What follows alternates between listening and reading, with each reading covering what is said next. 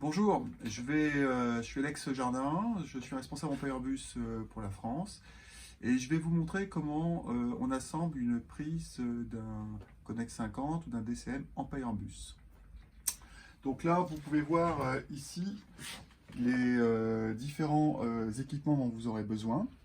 Donc voici un exemple de module Empire-Bus. Ils ont tous le même boîtier et la même forme.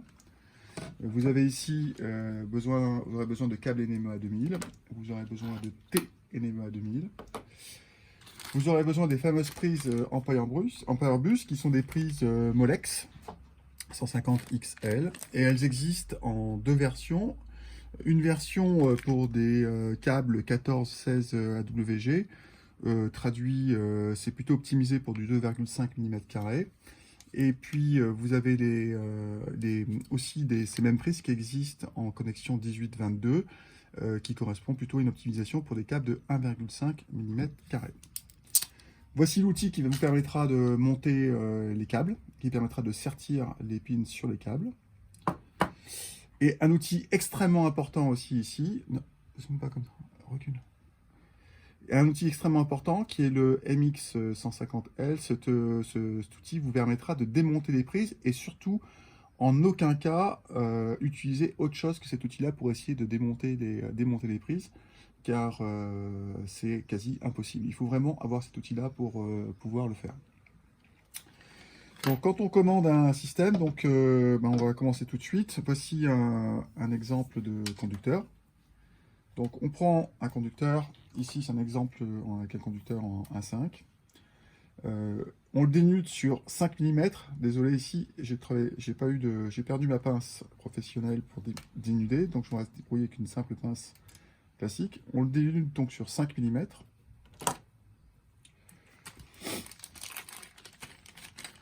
Ensuite, on prend les fameuses pins qu'on trouve. Alors, je vais essayer d'en sortir. Voilà. Donc, on en sort une. Et on va d'abord sertir cette pin sur le câble qui est ici. Alors, pour ça, on prend la pince. Donc, ça, c'est du 14-16. Donc, je l'introduis dans du 14-16. Je remonte la porte qui est ici. Je l'introduis, vous voyez, dans ce sens-là, jusqu'au bout comme ça, et ça va tout à fait au bout de la pièce plastique. Et pour bloquer la pièce, hop, je bascule, je ferme ceci. Maintenant, je vais pouvoir introduire mon câble dans le sertissage. J'appuie très fort. Et voilà, le sertissage est terminé et il est pas trop mal réalisé. Donc une fois qu'on a fait ça, on peut prendre ici la fameuse prise. Donc ici, il ne faut pas vous tromper de sens. Donc il y a d'abord, il faut savoir comment c'est numéroté. Vous avez donc deux connecteurs à chaque fois. Ici, vous avez les connexions de 1 à 16 et ici de 17 à 32. Si vous ne savez pas où sont les numéros, en fait, vous retrouvez vos numéros qui sont inscrits derrière la prise. Donc, on voit qu'il y a 1, 1, 2, 1, 3, 1, 4, 1, 5, 1, 6. Donc, si ça, je l'introduis sur le connecteur X1 qui est là, et que je veux sertir, et que je veux préparer la prise numéro 1, simplement, je vais l'introduire ici dans la numéro 1, ou la 2, ou la 3, si je veux la 2 ou la 3. Donc, vous avez un petit ergot qui est ici. Et ici, vous voyez, vous avez un petit ergot aussi qu'on retrouve ici. Et évidemment, il ne faut pas le mettre comme ça, il faut le mettre dans le bon sens, il faut le mettre comme ça. Et quand on l'introduit dedans, simplement, on l'introduit et ensuite on doit entendre un clic. Si vous avez entendu ce clic-là, ça s'est très bien passé. Vous remarquerez au passage que quand vous recevez des connecteurs, ils sont tous livrés ouverts. C'est-à-dire que vous avez la partie blanche qui est sortie comme ça. Une fois que vous avez votre connecteur qui est monté, et vous avez monté tous vos câbles qui sont dedans, il faut le fermer. Alors à ce moment-là, vous allez pouvoir monter ensuite votre prise ici, sur le Connect 50, et vous cliquez.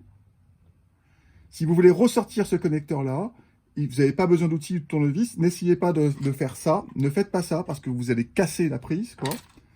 Donc vous forcez un petit peu comme ça, et là vous avez un petit clic que vous avez entendu, tout s'est bien passé, et là je peux la sortir.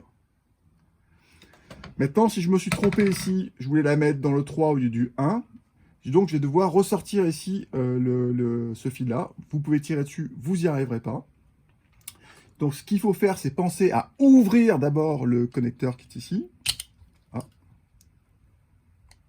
Voilà, donc là, je l'ai ouvert avec un tournevis. Désolé, celui-ci est un peu large, il aurait fallu un petit peu plus épais. Hein.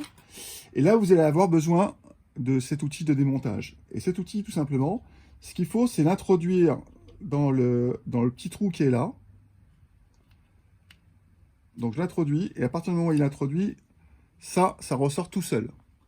Vous n'avez pas besoin de forcer en avant ou en arrière. Il faut bien se rappeler qu'il faut que le connecteur soit ouvert pour pouvoir démonter la prise. Vous ne pourrez pas démonter, retirer un fil si le connecteur n'a pas été ouvert préalablement. Donc là, je le retire, et puis je vais le remettre à nouveau, par exemple, sur le connecteur numéro 3, sur l'axe numéro 3, donc 1, 2 et 3. 3 qui est ici. Et là, on entend le petit clic, tout s'est bien passé, ça veut dire qu'il est bien monté. Et là, j'ai plus qu'à fermer. Donc ça, c'était pour la partie connexion. Pour la partie NMEA 2000, donc ce qu'il ne faut pas faire, c'est monter les T directement sur cette pièce-là. Vous devez avoir chaque fois sur un appareil un câble de connexion NMEA 2000 qui existe chez Garmin ici en 2 mètres, en 1 mètre et en 0,50 m. Donc vous montez votre prise évidemment du bon côté.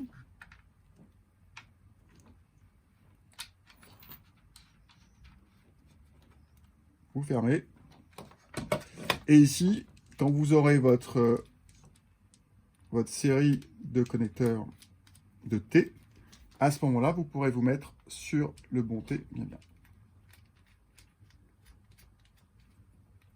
Donc, en aucun cas, ne montez pas les T directement sur le module KN50, toujours au travers d'une jarretière de 0 m, 1 mètre ou 2 mètres, en fonction de la longueur que vous avez besoin de mettre.